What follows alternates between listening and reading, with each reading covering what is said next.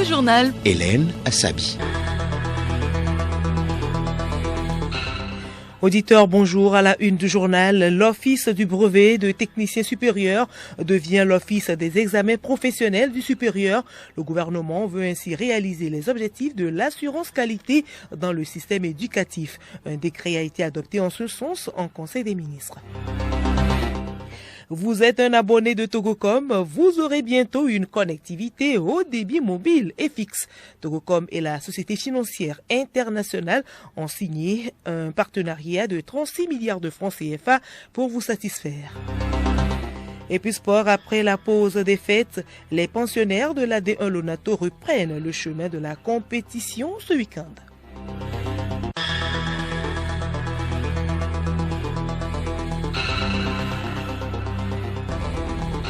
Radiolomé.tg. Mutualisation des compétences des enseignants des universités publiques du Togo et transformation de l'Office du brevet de technicien supérieur en Office des examens professionnels du supérieur. 2 décrets ont été adoptés en ce sens mercredi en Conseil des ministres. Le point des travaux avec Madame Yawa Kuigan, ministre de la Communication et des Médias, porte-parole du gouvernement. Compte rendu du Conseil des ministres du 10 janvier 2024. Le Conseil des ministres s'est réuni ce mercredi 10 janvier 2024 sous la présidence de son Excellence M. Faure Essozomnanya Singbe, président de la République. Le Conseil des ministres a examiné 2 décrets et écouté une communication. À l'entame des travaux, Madame le Premier ministre a formé à l'endroit de son Excellence Monsieur le Président de la République des vœux au nom du gouvernement et réitéré l'engagement de tous à poursuivre avec abnégation et volontarisme une action résolue pour préserver les acquis du développement et accélérer la mise en œuvre des projets de la feuille de route. Le chef de l'État a, en retour, souhaité une bonne et heureuse année aux membres du gouvernement. Il a insisté sur la nécessité de redoubler d'efforts et d'ardeur pour relever le défi de la sécurité et répondre aux attentes des populations par une satisfaction accrue des besoins sociaux de base. Au titre des décrets, le Conseil des ministres a examiné et adopté le décret portant mutualisation des compétences des enseignants des universités publiques du Togo. Le texte instaure la mise à la disposition de toutes les universités publiques de l'ensemble du personnel enseignant du supérieur, contractuel ou fonctionnaire, dans la limite du volume horaire statutaire découlant des obligations de service. L'adoption de ce décret instaure un système de mutualisation des ressources humaines dédié à l'enseignement et à la recherche dans les universités publiques en vue d'optimiser l'utilisation du personnel enseignant et du personnel d'encadrement. Le Conseil des ministres a examiné et adopté le décret portant transformation de l'Office du brevet de technicien supérieur en Office des examens professionnels du supérieur. Dans le but de réaliser les objectifs de l'assurance qualité dans le système éducatif au sein des établissements d'enseignement supérieur et de réaliser l'égalité entre les étudiants du public et du privé, il a été institué pour compter de l'année académique 2023-2024 des examens d'État ou examens nationaux dans les établissements privés d'enseignement supérieur pour les grades de licence et master professionnels. Pour ce faire, il est nécessaire d'étendre les compétences actuelles de l'Office du brevet de technicien supérieur pour lui permettre d'organiser ces examens nationaux à l'endroit des étudiants inscrits dans les établissements privés. L'adoption de ce décret vise donc à mettre sur un pied d'égalité les étudiants du public et ceux des établissements privés qui aspirent à un même diplôme en les soumettant aux mêmes épreuves. Au titre des communications, le Conseil des ministres a écouté une communication relative à l'accord de l'Organisation mondiale du commerce sur les subventions à la pêche, présenté par le ministre de l'économie maritime, de la pêche et de la protection côtière. Notre pays a adopté plusieurs textes juridiques relatifs à la gouvernance et à la mise en œuvre des politiques en matière de pêche et d'aquaculture durable et équitable. À l'instar des autres États membres de l'Organisation mondiale du commerce, le Togo est invité à accepter l'accord sur les subventions à la pêche adopté à Genève le 17 juin 2022 pour intensifier les mesures déjà prises à travers l'instauration de nouvelles règles visant à réduire les subventions préjudiciables et à protéger les stocks mondiaux de poissons. Le chef de l'État a instruit le gouvernement de prendre les dispositions idoines pour achever le processus d'approbation et en déposer les instruments auprès de l'Organisation mondiale du commerce. Fait à Lomé le 10 janvier 2024, le Conseil des ministres. Après le Conseil des ministres, le porte-parole du gouvernement a échangé avec les journalistes pour donner des précisions sur certains points importants abordés lors des travaux. Concernant le décret relatif à la transformation de l'office du BTS en office des examens professionnels du supérieur, le porte-parole du gouvernement a indiqué qu'il s'agit d'une mutualisation des enseignants. Madame le ministre de la Communication et des Médias, Yawa Kwigan. La mutualisation des compétences des enseignants, c'est la mutualisation comme on l'entend partout ailleurs. Il s'agit de faire en sorte que l'ensemble des établissements d'enseignement supérieur de notre pays bénéficient de l'ensemble des ressources humaines, qu'elles soient contractuelles ou fonctionnaires, qui sont recrutées et mises à son service par l'État. L'objectif de cela, c'est de parvenir à une réelle optimisation au profit des étudiants, et donc cela intéresse à mon sens également les parents de ces étudiants, cela intéresse les établissements d'enseignement supérieur eux-mêmes et me semble-t-il au final toute la nation, parce que ce qui est recherché c'est la qualité. Mutualiser les compétences, ça veut dire qu'en l'état actuel des choses, les universités publiques que nous avons peuvent utiliser de façon équitable entre elles toutes les ressources humaines dans la limite de ce qu'on appelle le volume horaire qui est convenu. Lorsque vous engagez un enseignant du supérieur, vous convenez de ce qu'il va délivrer un volume horaire dans un certain temps.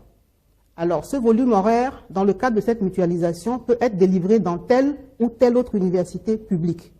Pourquoi cela? Parce qu'il a été relevé à l'observation que vous avez des personnes qui sont enseignantes dans le supérieur, mais qui, faute de sollicitations suffisantes, n'effectuent pas tout le volume horaire. Dans le même temps, vous avez d'autres universités qui ont besoin de ressources humaines. Vous le savez, c'est une vieille sagesse, l'union fait la force. Le gouvernement a donc décidé de permettre aux universités publiques de notre pays d'user de ce principe de l'union fait la force et de pouvoir utiliser indifféremment, dans la limite du volume horaire statutaire, le personnel enseignant et le personnel d'encadrement dans l'enseignement supérieur. Cette mutualisation va permettre d'harmoniser les curricula. Retrouvons le ministre de la Communication et des Médias. La transformation de l'office du brevet de technicien supérieur en office des examens professionnels du supérieur va avoir l'effet suivant. Désormais, tous les examens professionnels de ces niveaux, on l'a mentionné, licence et master, seront organisés par un seul office sur toute l'étendue du territoire. Voilà les faits. Pour parler d'homologation, elle va continuer, mais elle va continuer donc pour les diplômes qui ne sont pas obtenus au Togo, qui ont été obtenus à l'étranger, dans les mêmes conditions. Une fois que cela sera vérifié, il pourra être procédé à leur homologation.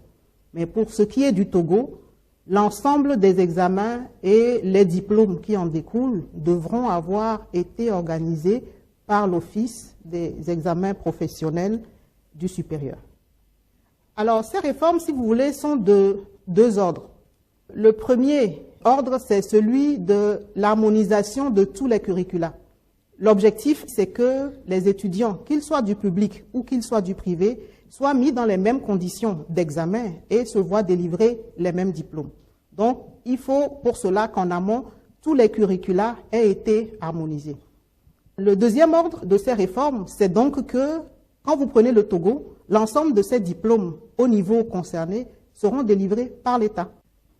Les diplômes déjà délivrés par les écoles privées à la date d'entrée en vigueur de ce décret ne changent pas de sort, puisqu'ils ont une date et que ce décret est daté. Mais désormais, donc dans le cadre de ce qui est prévu par la loi d'orientation de l'enseignement supérieur et qui constitue l'une des réformes majeures de la feuille de route du gouvernement dans le domaine de l'enseignement supérieur, l'organisation des examens devra être faite par un même office pour que la délivrance des diplômes puisse accorder la même valeur aux étudiants du public et aux étudiants inscrits dans les établissements privés. Il faut rappeler les repères de notre action. Les repères de notre action sont la loi d'orientation dans l'enseignement supérieur et la feuille de route du gouvernement. C'est donc pour répondre aux prévisions de ces deux cadres que ce décret intervient. Enfin, Madame le ministre Yawa Kwigan a présenté ses vœux.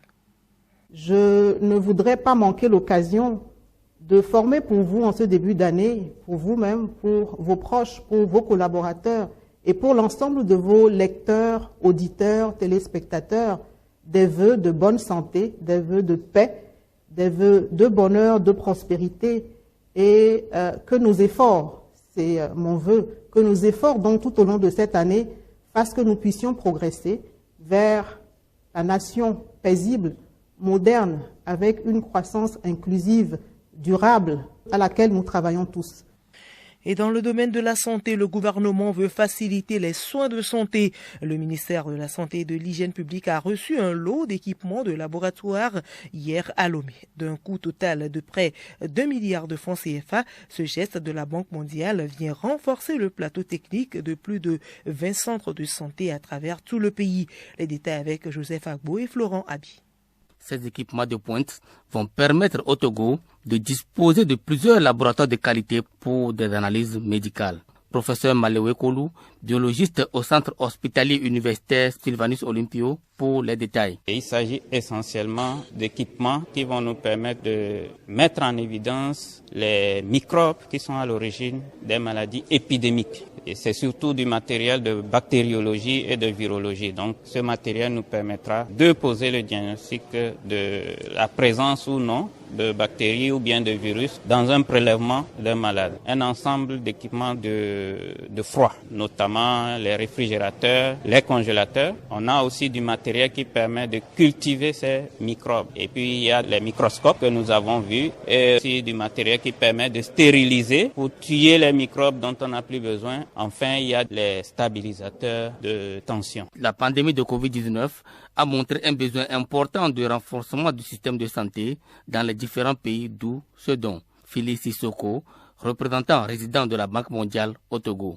Ce soutien s'inscrit dans le cadre des priorités gouvernementales. L'assurance maladie universelle, le renforcement du système de santé est un des axes prioritaires de la feuille de route gouvernementale. C'est aussi une priorité pour la stratégie de la Banque mondiale, non seulement en Afrique, mais aussi dans le monde. La pandémie de Covid a montré un besoin important de renforcer tous les systèmes de santé dans les différents pays. Et au cours de cette pandémie, nous avons déployé des efforts, des financements importants pour appuyer le renforcement de ces systèmes de santé.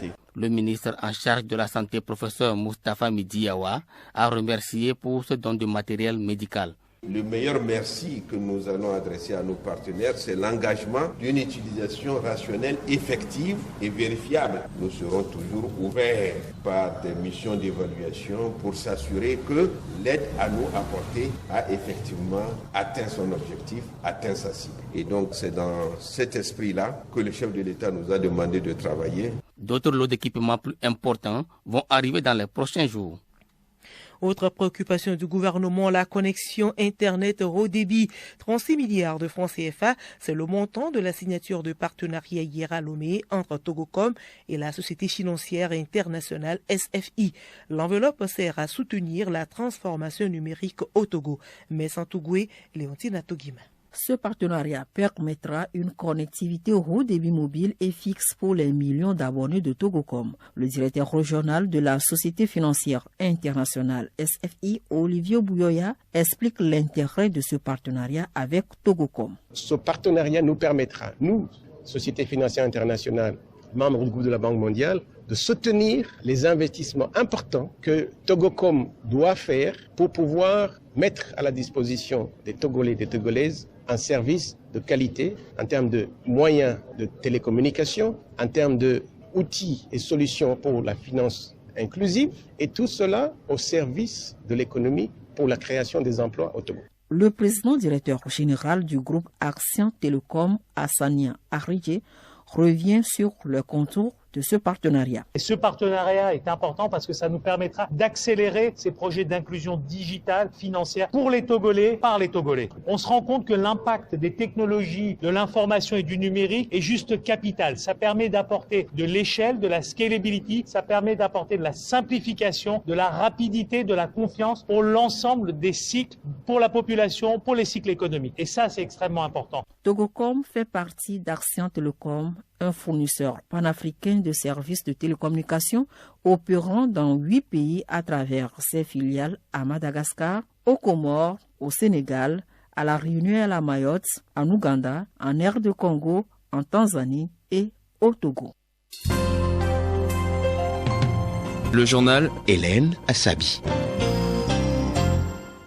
À l'étranger, c'est la tradition depuis 34 ans. Le ministre chinois des Affaires étrangères, Wang Yi, commence la nouvelle année par une tournée en Afrique à partir de demain samedi et jusqu'au 18 janvier. 4 pays sont au menu: l'Égypte, la Tunisie, le Togo et la Côte d'Ivoire. Au Burkina Faso, les volontaires pour la défense de la patrie, les VDP, ces supplétifs civils de l'armée qui participent à la lutte contre les djihadistes, vont bénéficier d'une hausse de leurs primes et indemnités. C'était une promesse du capitaine Ibrahim Traoré qui dirige le pays depuis septembre 2022.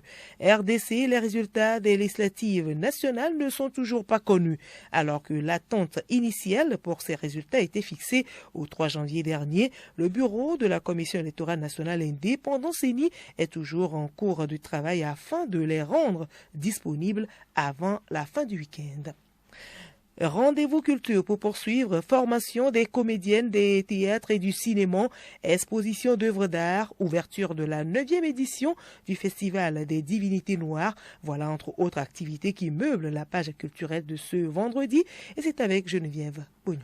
Aujourd'hui, 12 janvier, s'ouvre la 9e édition du Festival des Divinités Noires à Aneho et à Glidi, et ce jusqu'au 14 janvier prochain. Le thème retenu est Togo, terre de nos aïeux, terre inconnue. 3 jours de démonstration des cultures africaines, de consultation du fa, de tam-tam, chants et danses, sacs de carnaval, d'expositions, de dégustations culinaires, de concerts et de lumière.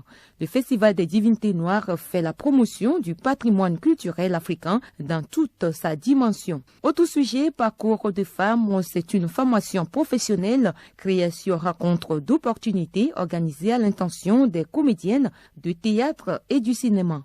L'appel à candidature est ouvert jusqu'au 25 janvier prochain. La session de formation se déroule au Centre culturel Fiahomé. L'actualité culturelle, c'est aussi l'exposition des œuvres d'art au musée Caro de Grand Popo au Bénin. Le vernissage se tient du 27 janvier au 27 mars prochain. Artistes plasticiens exposants sont le Togolais Agbeni Kan, Ali Honou et le Béninois Prudencio Agbodand. D'un vernissage à un autre, la commune de Zioan organise les résidences internationales de création artistique et culturelle dénommées Art Togo. Ces rencontres se déroulent du 22 janvier au 4 février prochain à la Maison des Jeunes de la Femme du Thiévier. Le thème de cette rencontre est une seule connexion, plusieurs cultures. Et puis, les femmes plasticiennes se donnent rendez-vous ce vendredi 12 janvier à partir de 19h pour un vernissage à l'hôtel Onomo à Lomé. Sport football, après la pause des fêtes, les pensionnaires de la D1 Lonato reprennent le chemin de la compétition ce week-end. Alou Noyoé. Et c'est le choc entre le leader Asco et son dauphin Gomido de Palimé qui devrait captiver l'attention. Au-delà du prestige et de la grande rivalité sportive entre les deux clubs, il sera question d'un duel décisif pour la course au titre. Samedi, Boulossou se déplace à Kara pour y défier le promu Doumbé FC de Mango. Puis, à Lomé, le derby de la capitale mettra aux prises l'entente de l'AC Barracuda au stade municipal de Lomé. Le dimanche, l'AS Auxerre réservera son hospitalité à l'ASK au stade municipal de Lomé. AS Bina joue Kakadl à Kara. FC Espoir affronte Bikenti au stade Dr Kaolo de Tchévier. Dito va se mesurer à Semassi FC au stade JCA d'Agoué. Le duel entre Unisport et l'AS Tambo est reporté à une date ultérieure pour cause d'indisponibilité du stade municipal de Sokodé. La 34e édition de la CAN Côte d'Ivoire 2023 s'ouvre ce samedi 13 janvier avec le match inaugural entre le pays hôte, la Côte d'Ivoire, et la Guinée-Bissau. Bien avant cette rencontre, tout le monde entier aura ses yeux rivés sur la grande cérémonie d'ouverture. Elle va durer 18 minutes plus 5 minutes de prestations musicales. Hormis la prestation des artistes qui étaient sélectionnés pour l'hymne de la CAN, à l'instar du groupe Magic System, Yemi Alade, Mohamed Ramdan, sont aussi annoncés Dadju et Taïk. Notons que Dadju et Taïk ont une grande fanbase, surtout en Afrique francophone et en particulier en Côte d'Ivoire. La star de la musique congolaise, Fally Ipupa, serait la tête d'affiche de la cérémonie d'ouverture. Elle commence à 18h25.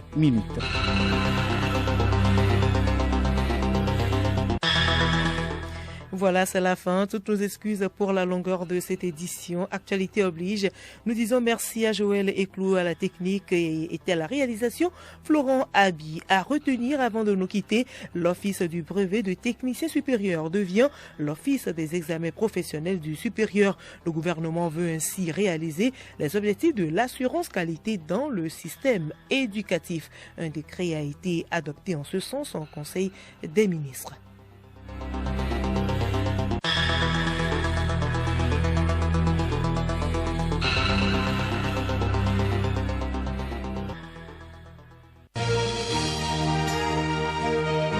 Radio Lomé, boîte postale 434, email radiolomé@radiolomé.tg.